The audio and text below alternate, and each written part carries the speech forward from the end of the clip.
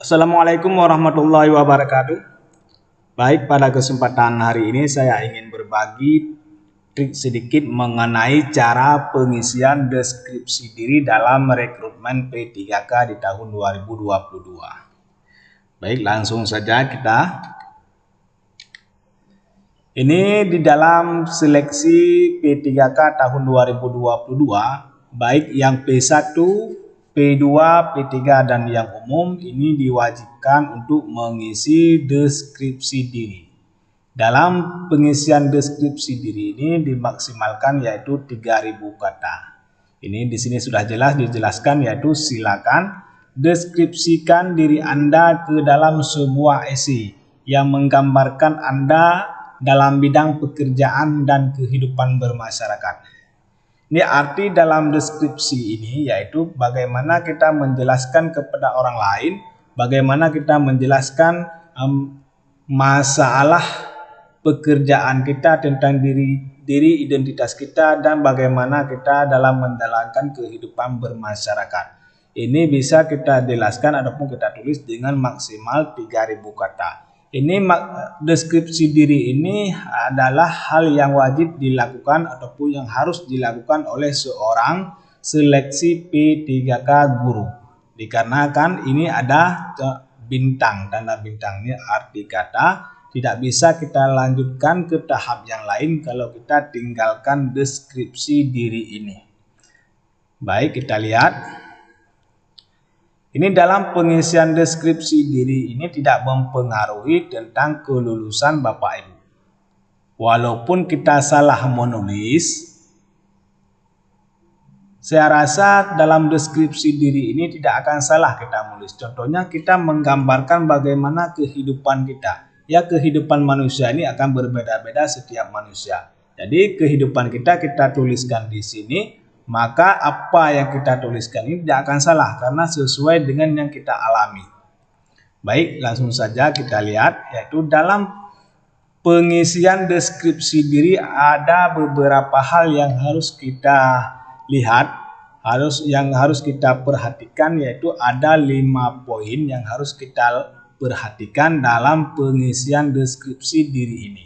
Yang pertama kita harus memperhatikan yaitu identitas diri kita, yaitu tentang bagaimana nama kita, tempat lahir, tanggal lahir itu harus kita tulis ataupun harus kita utarakan di dalam sebuah deskripsi diri ini.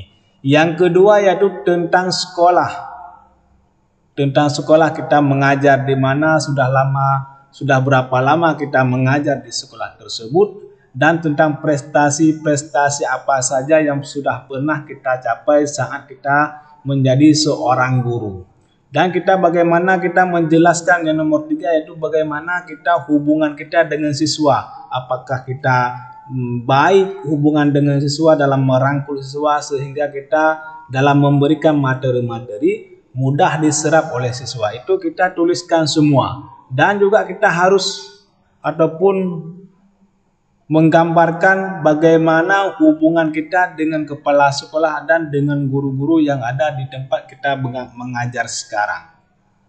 Ini yang nomor 4 yaitu hubungan dengan masyarakat. Itu tentang hubungan sosial, baik kita di lingkungan sekolah ataupun di luar sekolah. Dan tentang organisasi apa saja yang pernah kita ikut, dan tentang olimpiade ataupun prestasi yang pernah kita capai. Yang intinya semua hal-hal yang positif kita tuliskan saja. Itu tentang hal-hal yang positif kita utarakan di dalam deskripsi diri ini. Baik, kita lihat ini ada satu contoh. Ada satu contoh deskripsi diri yang sudah kita buat ataupun yang sudah saya buat. Ini adalah satu contoh deskripsi diri yang sudah saya buat, yaitu nama saya adalah Fairuz, lahir di Aceh pada tanggal 15 April 1989. Saat ini saya aktif mengajar di SD Negeri 1 Samalanga, Kabupaten Biren, Provinsi Aceh. Saya sudah menjadi guru honorer selama 10 tahun sampai dengan saat ini masih aktif mengajar dan mengabdi diri sebagai guru honorer demi mencerdaskan anak bangsa. Ini adalah salah satu deskripsi diri yang sudah saya buat. Ini sudah menggambarkan bagaimana hubungan saya ataupun tentang deskripsi diri saya di dalam menjalankan tugas sebagai guru. Sudah berapa lama saya menjadi guru dan status saya sebagai guru sebagai apa, dan saya mengajar di sekolah mana, ini sudah saya gambarkan di sini. Dan juga ada juga salah satu contoh lain yaitu tentang deskripsi juga. Ini ada satu contoh lagi dari teman saya, yaitu contoh satu, yaitu nama saya Prajuda Asmara, seorang pendidik yang mengajar di Sekolah Dasar Maju Bangsa. Saya lahir di Klaten 11 Maret 1998 dan telah mengajar di SD tersebut selama 3 tahun. Selama 3 tahun dalam menjalankan tugas, saya berupaya untuk mampu bersosialisasi dan semangat tinggi dalam mengajar. Hal itu dibuktikan dengan kedekatan antara guru ataupun dengan anak-anak didik saya. Dalam mengajar, saya berupaya mewujudkan suasana yang menyenangkan, menarik, serta mudah dipahami sesuai karakteristik anak didik. Hal ini saya lakukan dengan senang hati dan tidak merasa terbebani. Selama di lembaga, saya juga terus menjaga dan memilah antara kepentingan pribadi dengan kepentingan bersama. Ini contoh yang kedua ini ataupun yang ke satu ini, yaitu sudah lengkap semua.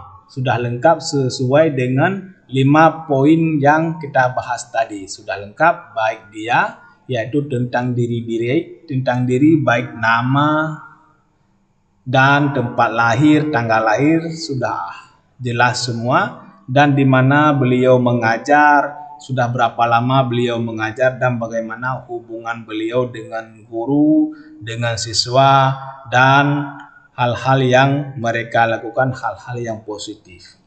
Ini saya rasa sudah lengkap tentang 5 poin yang kita bahas tadi. Karena ada 5 tips yang harus kita penuhi di dalam menulis deskripsi diri kita sendiri. Beginilah cara menulis ataupun dalam merangkai deskripsi diri. Ini baik Bapak Ibu bisa dicontoh, ataupun kalau memang ini berkenan dan bisa dicontoh ya dicontohkan saja, kalau memang tidak ya ditinggalkan.